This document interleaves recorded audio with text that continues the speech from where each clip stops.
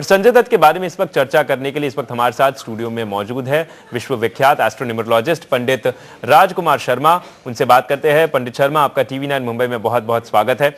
सबसे पहले आपसे ये जानना चाहेंगे कि जिस तरह से संजय दत्त का करियर रहा है 1993 बम ब्लास्ट के बाद, जिस तरह से उन्हें कई सारी दिक्कतों का सामना करना पड़ा है, उसके बाद जब इसके ट्रायल्स चल रहे थे तब भी उन्हें जेल भेजा गया और उस वक्त भी एक असमंजस की स्थिति बनी रही कि उन्हें बरी किया जाएगा कि नहीं किया जाएगा। उन्हें बरी नहीं किया गया, फिर उन्हें बड़ी मुश्किल से बेल मिली और अब जब वो अपना पॉलिटिकल करियर शुरू करना चाहते थे तो एक बार फिर से उनके राह में कई सारे रोड़े आ रहे हैं। तो किस तरह से देखते हैं आप संजय दत्त के पॉलिटिकल करियर को, या पिछले कुछ दिनों में जिस तरह से वो हालांकि लखनऊ में काफी फेमस रहे, लेकिन कुछ अब तो सुप्रीम कोर्ट ने बिल्कुल पूरी तरीके से डेड एंड लगा दिया है उनके करियर पर।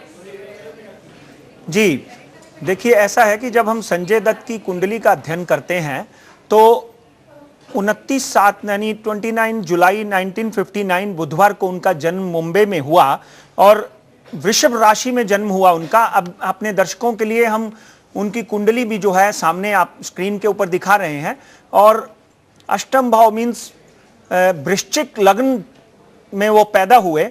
और सबसे बड़ी प्रॉब्लम कहाँ खड़ी हुई कि जब भी उनको राहु की महादशा लगी 6/4/1980 से लेके 7/4/1998 तक यानी 1998 तक 19 साल के राहु के पीरियड में अगर आप उनकी कुंडली का उनके जीवन काल को देखें तो सबसे पहले उनको ड्रग्स के बारे में भी उनको आदत पड़ गई और कहीं ना कहीं उनकी पढ़ाई में भी बाधा हुई। उससे वो जूझते रहे और एक योद्धा की तरह उससे बाहर आए, क्योंकि उनका सूर्य और चंद्र जो मंगल, ये 3 ग्रह जो हैं वो बड़े पावरफुल हैं।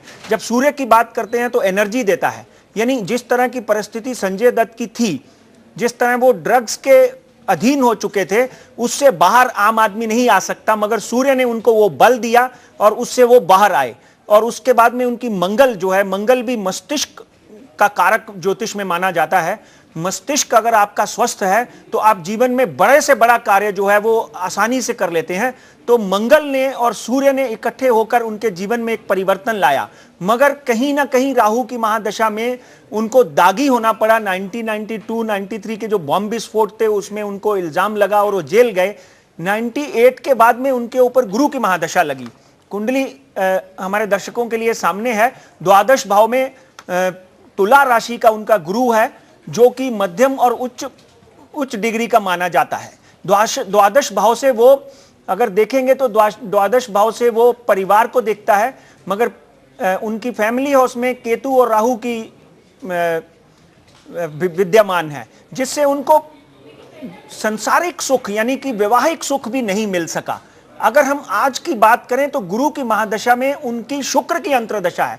1998 के बाद में उनके जीवन में सफलताएं मिली, उनको अच्छी फिल्में बनी, उनको सामाजिक जीवन में उनको प्रगति मिली और कहीं ना कहीं वो रोशन हुए, उन्होंने धन कमाया और इसी दौरान उनकी पत्नी की मृत्यु हो जाती है।